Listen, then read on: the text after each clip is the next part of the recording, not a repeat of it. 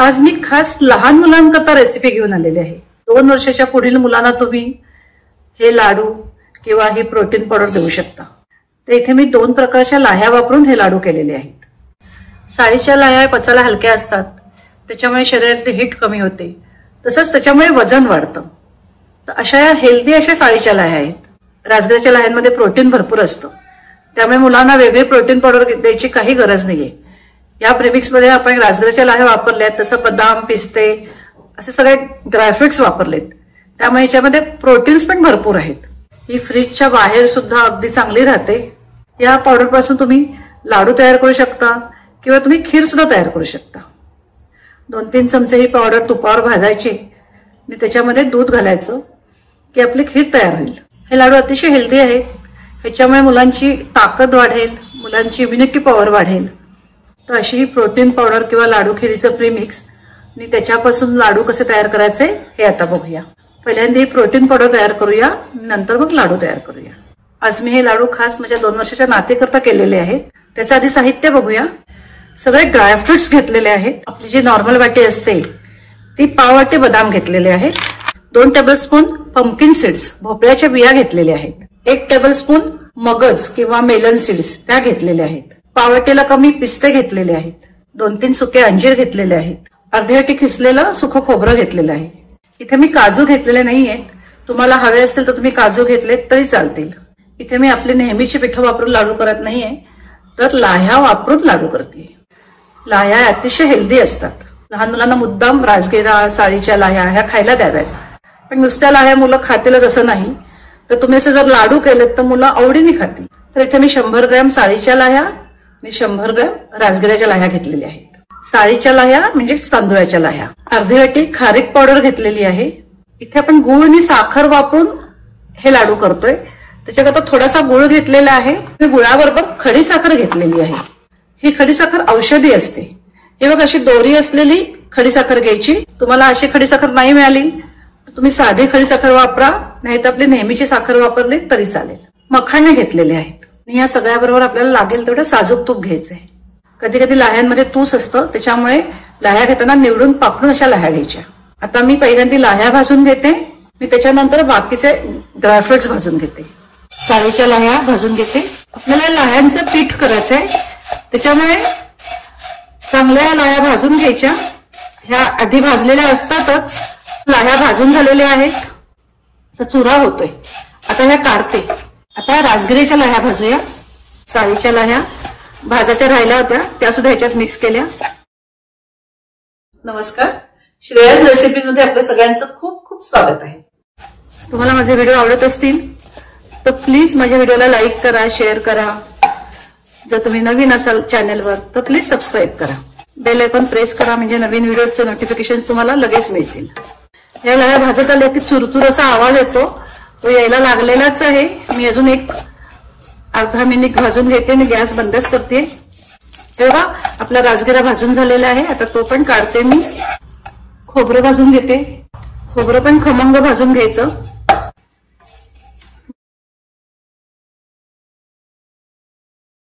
खोबरं भाजताना गॅसची फ्लेम लोच पाहिजे।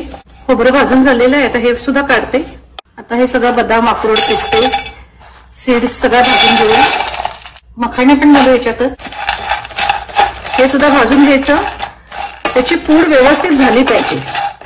तुम्ही सेपरेट भाजलं तरी चालेल, एकत्र भाजलं तरी चालेल, फक्त गॅसची फ्लेम लोच पाहिजे। इथे तुम्ही हा सुका मावा घेतलेला आहे, ड्रायफ्रुट्स घेतलेले आहेत। त्यातले कशाची जर तुमच्या मुलांना अलर्जी असेल तर ते तुम्ही घालू नका।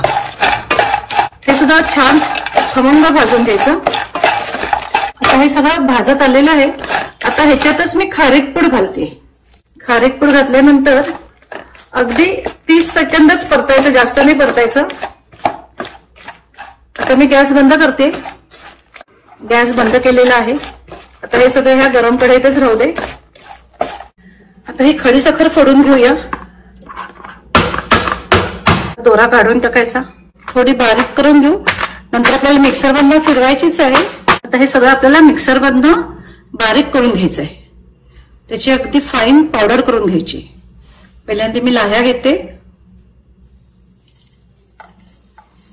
सगळं थोडं थोडं घेऊन बारीक करून घ्यायचं. जसं आपलं हे तयार होईल तसं आपल्याला चाळून घ्यायचं आहे. चाळून का घ्यायचं तर लहान मुलांकरता करतोय, त्यामुळे त्यांना खाताना त्रास होता कामा नये, त्याच्याकरता चाळून घ्यायचं. जी रव्याची जाळी असते ना त्याने चाळून घ्यायचं. हा जो थोडा चाळ राहील ना तो पुन्हा तुम्ही मिक्सरमधनं फिरवून घ्या. त्या सगळ्या लाह्या मी मिक्सरमधनं दळून चाळून घेते. आता ह्या बदाम पिस्त्याची मिक्सरमधनं पावडर करून घेऊ. सगळं एकत्रच आपल्याला वाटून घ्यायचं आहे, दळून घ्यायचं आहे. हे सगळं मिक्सर ऑन ऑफ करत दळून घ्यायचं आहे. हे बघा ह्याची छान फाईन अशी पावडर तयार झालेली आहे. तरी सुद्धा मी ही एकदा चाळून घेते. आता हे सगळं मी लाहीच्या पिठात मिक्स करते. आता खोबरं बारीक करून घेते. ह्याच्यातच अंजिराचे तुकडे घालते. हे सुद्धा खोबरं आणि अंजीर ह्याच्यातच मिक्स करूया. आता ही खडी साखर बारीक करून घेते. तुम्हाला एक अंदाज येते, 1 वाटीपेक्षा जास्त अशी आपली खडी साखरेची पावडर झालेली आहे, ती घालते ह्याच्यात. गुळ सुद्धा मिक्सरमधनं फिरवून घेते अगदी 1-2 सेकंद. आता हे सगळं व्यवस्थित मिक्स करूया. साखर, लाह्यांची पावडर, सगळी बदाम पिस्त्याची पावडर सगळं एकत्र करून घेऊया. तुम्ही अशी पावडर तयार करून ठेवलीत की तुम्ही आयत्या वेळी सुद्धा मुलांना हे लाडू वळून देऊ शकता किंवा ह्याच्यापासून तुम्ही खीर करून मुलांना देऊ शकता. मी सुद्धा त्यातले थोडेच लाडू करते आणि बाकीचं मी हे असंच ठेवून देते. हे बघा ह्यातलं निम्म पीठ बाजूला केलेलं आहे. आता ह्या बाकीच्या पिठाचे मी लाडू वळते. अर्ध्या वाटी तूप पातळ करून घेतलेलं आहे. आता थोडं थोडं तूप घालून हे लाडू वळूया. एकदम नाही घालायचं.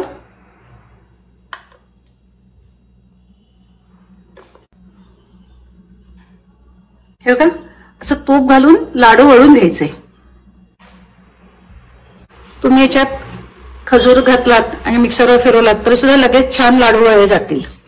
खारीक पावडर कमी घालायची, त्याच्याऐवजी खजूर घालायचा. फक्त खजूर हा आयत्या वेळी घालायचा. छान मळून घ्यायचं. लहान लहानच लाडू करायचे. अगदी आपण लहान मुलांकरता करतोय तेव्हा तुम्हाला हवे तसे हे लाडू करू शकता. ज्या लाडवात तुम्ही खजूर घालाल त्याच्यात तुम्ही थोडं तूप कमी घातलं तरी चालेल, आणि ज्याच्यात खजूर नाहीये त्याच्यात तुम्हाला तूप थोडं जास्त घालायला लागेल. हे बघा हे असे आपले खास लहान मुलांकरता केलेले पौष्टिक लाडू तयार झालेले आहेत.